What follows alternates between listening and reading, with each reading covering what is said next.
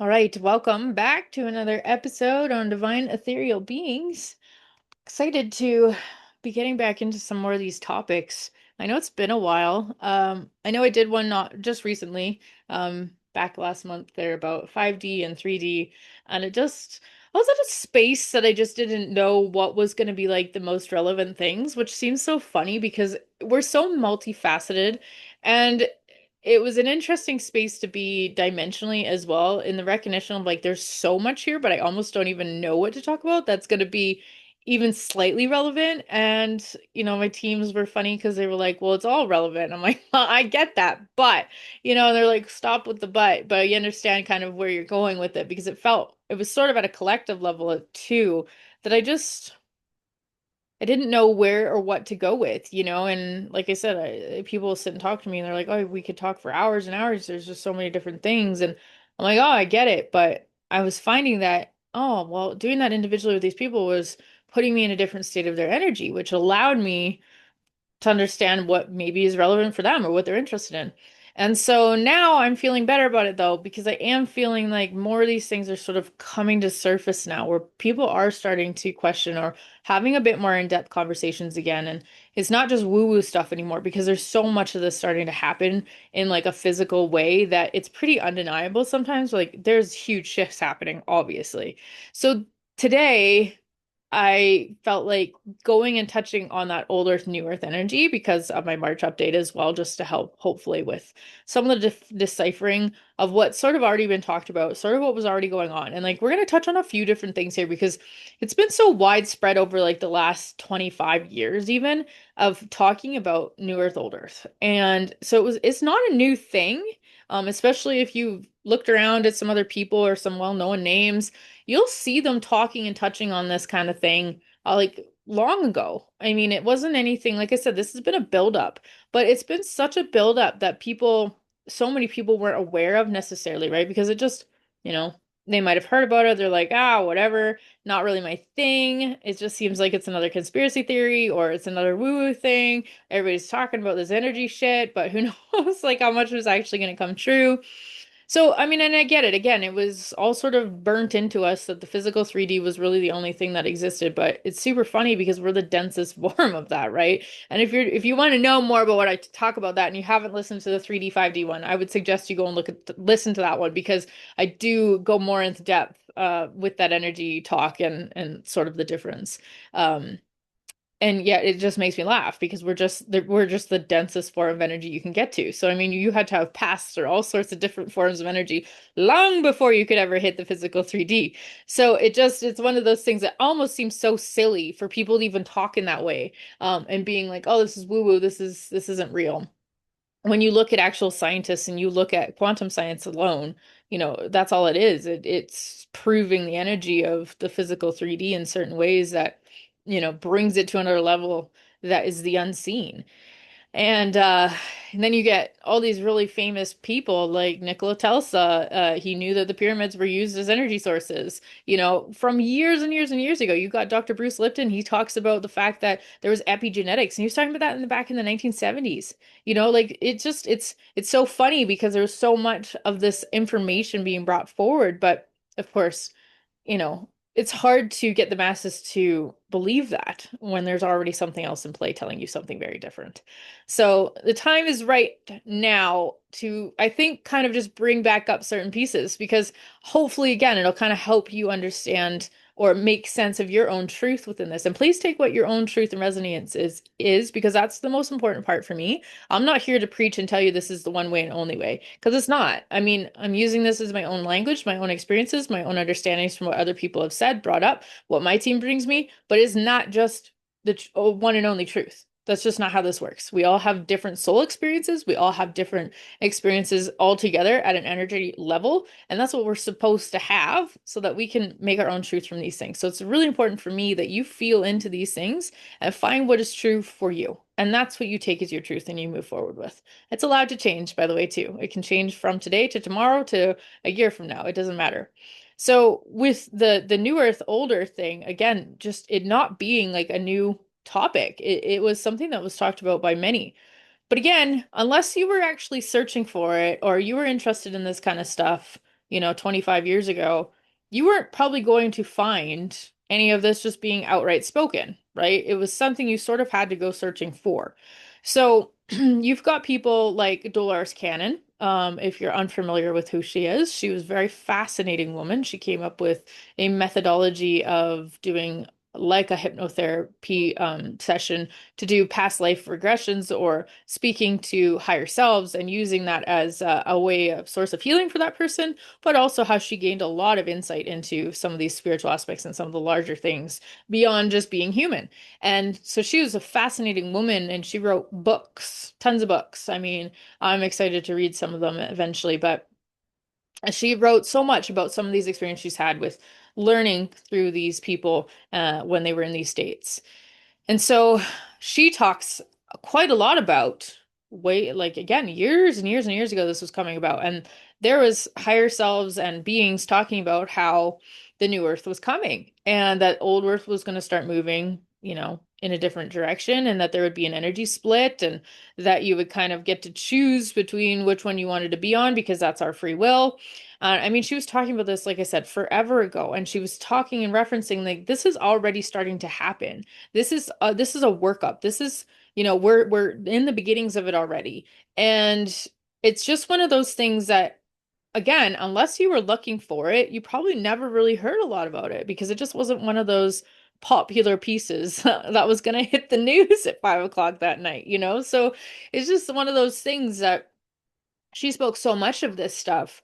Um, and to know that of course it's like nothing can come like from 0 to 60, but for some people it may feel like that now because they've been sort of unaware of how much has been building up over the last even 10 to 15 years, especially in the last 5 to 6 though.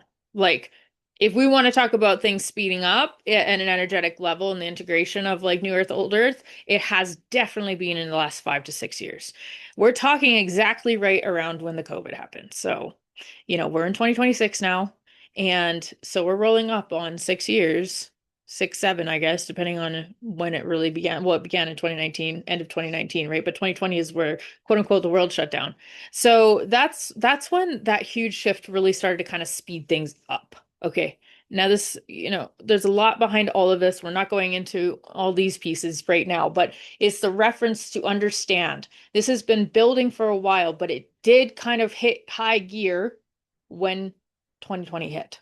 Okay, so for the last 6 years, we have been moving fast. We've been getting massive amounts of energy upgrades. We've been having all this stuff happen. That is why some people have been like, I don't know what's been going on in the last 2 3 years, but shit has been getting wild. Okay, so that's part of where that's come from, is because there was no recognition of understanding that this thing was building. Now, if you've been slightly intuitive, or sort of had gut feelings or knowings, it maybe is a little easier for you to kind of backtrack and be like, oh yeah, I was definitely feeling stuff then. Oh yeah, I was definitely starting to feel or see or understand like something's going on. I just didn't know what it was. It's hard though when you don't have anybody to bounce that off of or you don't really have any kind of reference, right? So we tend to kind of just let it go. Or we put it on the back burner and we don't really think much about it again. And that's sort of what's happened with this energy of old Earth, new Earth. So now that we're in 26 and things are really starting to move in two different directions, like this is where people are going to start to be like, why the fuck am I here? Like, what is going on? Shit's getting real. This is chaotic. Like, this is all the things that nobody wants to say are they're here to live their life peacefully. And, I just want to do my thing. That's not why you're here. You chose to be here because you wanted to be a part of this. I hate to say it, but you did. You wanted to be a part of the shift between the old Earth, new Earth, and that division and that split and that energy and like having the choice of where you want to be. So it's not this new thing that's happened, but I can understand why some might feel like that because if their awareness was not there, then it is definitely going to feel like it sort of creeped up and jumped you and bit you in the ass, and everything's going to move at once because now Mother Earth herself says, I'm not going to hold these frequencies literally at all anymore to this degree. So whatever you're choosing to hang on to will be yours to hang on to, but it's going to make you probably feel pretty grossed or miserable. But for her herself, she's like, I can't keep holding on to these frequencies. So she's moving them. And that's part of the reason why as well, you feel like everything's come and jumped up and bit you in the ass all at once, because those energies are actually being literally moved out of the way because higher frequencies are taking their place. So it's also a part of what's happening with the 3D 5D shift, right? This is all a part of it. It's definitely all interconnected. But when it comes to old Earth, new Earth, these things, like I said, have been talked about for a long time by many different people and many different intuitives and over many, many years. And again, it's just sort of about that divine timing of when everybody else kind of starts to recognize or feel or shift what's going on. So old Earth energy, we can really talk about it. Like some people reference to it as the dark times as well. Where you look back and you think back on to even some more of the more ancient times, and I'm not talking super ancient. I'm not talking about when all the beings were here and we were still in 5D. I'm talking after the shift into 3D and that we kind of got locked into that form. Um, we're talking that, even from that point in the patriarchal systems that got put into place, like it was a very dense, dense, dense energy. It was a very dense time. There was a lot of heavy, heavy materialistic things happening at that point. A lot of that greed, that energy got super hyper focused on the 3D, the physical, the materialistic. And so that really what many reference to is the dark times, right? It was a very intense time on Earth. It was very intense times for greed. It was a high capacity of wanting power, but being used at that very physical level. So I can see, why it was referenced to the dark times because it definitely feels very heavy, right? And then you've got the golden times. And that's probably more of a reference to when you'll hear people talk about what's not written in our history books, when the ancients were here, when the star people came to help, humanity, when these stories and these things came in a different way that created a very different state of being long before, the dark times came around. Now, people believe that because there's a duality here, that the only way for the balancing of the scales is to go back and forth between the dark times and the golden times. And again, that's that reference between old Earth, new Earth. We are moving towards more of like what would be called as the golden times. But from my understanding at a soul level and all the meditation I have done and the conversations I've had with the team of, my beings, my team, energy sources, like from what resonates the most with me is a recognition that this time is a bit different because there may be dark times that come again eventually on this earth, but they're going to look very different than what they ever have had before. So it's not going to be so much about the physical. It's so hard to explain because it's so far out. I mean, like none of us are going to be alive at the time that happens, but it's a very it's just a very different feeling compared to what I've been able to reference to frequency wise from what has already happened from what we've known on our planet, known as the dark times or old earth. Um, so if the balancing of the scales or the duality of that, seeing our duality is changing, that's why I think it feels different. Is like it's not going to be just like a straight up 50-50 anymore. Um, so that's also obviously going to change if and when those things come back around, that it would change the dynamics and the events that obviously are going to that quote unquote dark time might look like for us, if we could go back in time and look at the dark times like that we referenced to at this point in our on our timeline where we are right now, looking back on those years, and then we would look at a dark time from quote unquote future times, we would laugh and be like, that looks like the most amazing life, right? Okay, so like it's that big of a difference in frequency that it would just be undeniable to us that we wouldn't even call that the dark times because we wouldn't recognize that as being dark. Or heavy or dense, compared to the greed and the violence and things that we've known from our own history. So it's just one of those things that we just can't reference it as much as our consciousness maybe wants to make sense of it. But it's the whole recognizing and understanding like there's things shifting and changing and moving in a very different direction. And it is going to bring more peace and awareness and this lightness. But that has to start at an individual level. That's, if you're going to make any kind of frequency shift or change, it always has to start at an individual level because we have free will, period. Like that's it. We need for the individuals to kind of get on board with that and have that self-awareness and go through that process in themselves and finding that empowerment and then moving that forward because then your frequency in yourself has changed. And when enough of us have done that, the frequency will be gathered enough to change the collective frequency and start moving very much in a different direction that maybe that handful knows who you're aware of, but maybe not the majority of the collective. And that's exactly where we are right now. We've had enough of our collective wake up that it's now waking up the rest of our collective. Um, and at an individual level, I always tell people, I have people ask me lots, how can I help? Like, I just want to help make things better. And I always say, well, if that's the wording you want to use, do it for yourself first, because frequency follows frequency. And the more that you can do it, the more space you create for someone else to do the exact same thing.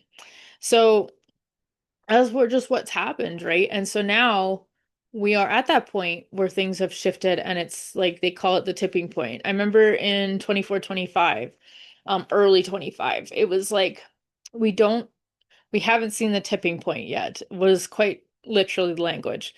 And I thought that's kind of fascinating. Why are you saying it like that? And they said, well, because we just don't quite know yet where the tipping point is going to lead you, because obviously there's a multitude of different paths. It's just going to depend on where the collective consciousness is going to sit.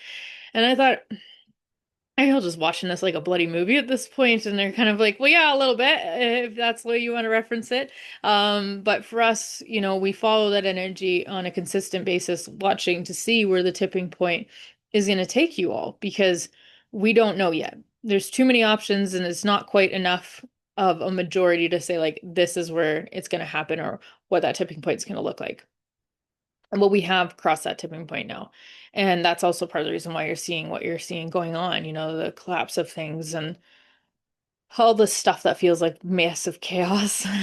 And I get it. It doesn't feel great. But again, that's where you focus on the fact, like, we can't have new things created if the old things stay. So, as harsh as it might feel at times, or as upsetting as it might be at times, it's how we work up to something better. And it's like, it's terrible. They just gave me a reference, but they're like, this is sort of why we see you earthlings, the humanity you dwell in on Earth, and we are highly curious and respectful of who and what you are, because you can have war and create chaos, and then you can create something so beautiful out the other side of that. And yet, as much as they don't like to use that analogy, and it's not to say that that's necessarily, it's not going to be like a big world war necessarily, but at the same time, I can see why some people might feel like that right now with what's going on. But it's sort of that reference to the tenacity and resilience that we actually do have, even at a mindset, and being able to move through these things. Because from my own knowings of what's happened in some of parts of our universe, like, devastating things have happened, and those species were not able to bounce back because they didn't have the capacity or the resiliency to be able to not just transmute that energy, but also to be able to move through those pieces that would literally be so devastating, right? So it's interesting when you start to look past the earth point of things, because it doesn't make it feel so detrimental sometimes when we recognize, like, we're so powerful, because we are. Human beings are super powerful. One of the funniest things that was ever said to me, which made me kind of giggle again, because again, when you start thinking about New Earth, Old Earth, a lot of us go to New Earth, and then we think about the capacity of that galactic part of things again too, because that's definitely what's also involved in that. The more evolved we become and the way we're able to handle ourselves and our emotion better, the more and more capacity of us being more invited out into the galactics, and eventually we'll be on spaceships doing all these things, at a public level. So it's just an interesting time right now. And to reference between old Earth and new Earth, it's like, again, it's just, you start to think about things beyond Earth after a while, because you start to see that we are part of a larger community, but we're so powerful. So coming back to that story real quick, I actually laughed one time because I remember being in meditation and talking with, my team, and there's this really funny thing that kind of came into place. So they're like, we don't think you understand how powerful you all are as humans in the capacity of the energy you hold. And I thought, well, what do you mean by that? Like, and they're like, because there are certain beings that exist in this universe are so terrified of ever meeting one of you, because if you ever laughed in their presence, you would literally blow them out of existence. Okay, can you imagine? Like, like really, just for laughing, that we would blow them out of existence because our laugh holds that much frequency and that much power that it can literally decimate another being. So it's just wild, right? But that's also a part of the reason why we're sort of referenced and revered as like this really beautiful existence in our capacity of what we are, because like I've mentioned, there's a lot of souls that don't want to come to Earth. We're highly trained long before we get here. Like this is masters. You're taking your master's degree right now by being here, just FYI. This ain't no kindergarten, okay? You need special training as a soul before you're even allowed to come here, because sometimes it's just it would be way too much. Let's just put it that way. So it goes to show you how much power we actually do hold. And this new Earth, old Earth thing is that recognition of that power. Old Earth makes us feel small, scared, out of, out of the capacity to recognize our power, out of the capacity to even take action on those things, to be courageous, to not be herded like a sheep, but they've gotten really good in that energy of being able to do that exact thing. And when we grow up in that, like we don't know any different until we decide to start kind of challenging these things. And so then when you get a presence with this new earth energy now that's really presenting and starting to really show up now more in physical senses and realities for people, it can be really jarring sometimes when you recognize that there is something very different and that there is this self-empowerment, and it can be like really intense. And so a lot of people have a hard time accepting that maybe everything they've been taught is to believe in is not necessarily true for them. And so, again, that's where that space of thinking it just kind of showed up, right? But it hasn't just shown up. This has definitely been a progressive thing that happens on this earth. And at many different times. Like I just watched that series on Netflix, the dinosaur one, because why not? I've always been fascinated by those things anyway, and I thought it would be kind of really cool to see how they did it, and it was really neat, actually. I really enjoyed it. And it tells the whole story, like right from how dinosaurs evolved from reptiles and all these kinds of things, and over, I think they go back like 235 million years. But in that, you see the progression of the Earth changing over those millions of years, right? Like Earth itself changes from dark times to the golden times to the dark times to the golden times. It just depends on the species, I guess, or what's sort of living here at that point in time, whether our time comes to the end naturally or we evolve from that point. And that's just sort of where we are. We're just in the middle of it. And that's what that old Earth, new Earth, or dark times and golden times always references to. It's nothing new. Um, this has been happening for a long time, but we don't see it like that because it does take, millions of years, or it takes quite a long progression. And so it's so incremental that a lot of the times we just don't even recognize that this is not a new concept. Like this has been happening over and over and over again. Again, though, I'd say the biggest difference this time is that the energy frequency itself on Earth is changing again, and that has not happened since before the dinosaurs even. So, that's part of what's been going on as well, is like it's just different times create different frequencies, and it also depends on what's going on in our galaxy too, right? As we change and evolve, it creates ripple effects. And so there are other things and other stuff going on that's also being impacted by this. So it's not just us. And just to remember, like, we're just a piece of the puzzle and that we can navigate this. And it's actually extremely exciting times to think we're moving out of that dark dense into the much lighter sense. And it's there, but nobody's going to force you to do it. That's the thing. You gotta choose it. You still have to be able to navigate at an awareness level to be able to jump on the boat, and partake in that way. But hopefully it just sort of helps you decipher a bit more of all this talk that's been had about New Earth, Old Earth. And again, like I can see in like they're referencing so many different intuitives and people, and including myself. Like I know I referenced it a few different times over the last few years, but it's just like this space where I feel like so many of us were sort of trying to talk about it more and trying to get more people aware of it. But I think it would have been really hard for anybody to become aware of it unless they sort of really start to choose to listen and trust themselves. Because again, it kind of gets to that point of being like, well, I don't really know what's true. I don't really know what's false. I don't know what's what. And I always tell people sometimes the story, it's not about the story. Sometimes it's really just about the energy because the energy can't lie to you. Energy doesn't lie. Why does it have the need to lie? It would never, right? Lying is definitely attached to an egotistical type of mind, and energy doesn't do that because energy is all its own frequency. So if you can feel, which you can put your hand over a hot stove and feel the flame, or put your hand in the freezer and feel, feel the ice cold. You can feel energy, period. So it's just about a matter of learning how to listen.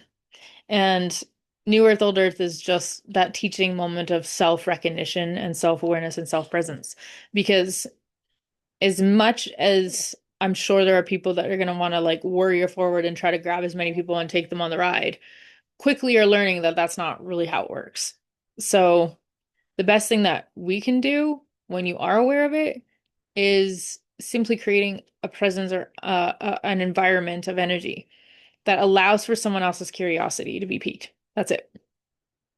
Because it's still going to be up to them to decide where or what they want to do with it. So, welcome to our Old Earth, New Earth. Again, it's just one of those things that they just said to me too. I actually have had people ask me this. Is there actually going to be like a full-on split? Um, And that's a really complicated question. That takes us into like a whole different realm of quantum science and all the things and like words I just don't have. Um, I can see why some people might feel like that would be a valid question because we're saying old Earth, new Earth, but it's not the fact that we're physically going to split. You know what I mean? Like a brand new Earth physically is not going to pop up in our solar system. Like that's not going to happen. But in the stasis of reality, okay, yeah, think about it as like why did I just forget what it's called? The Matrix, there we go.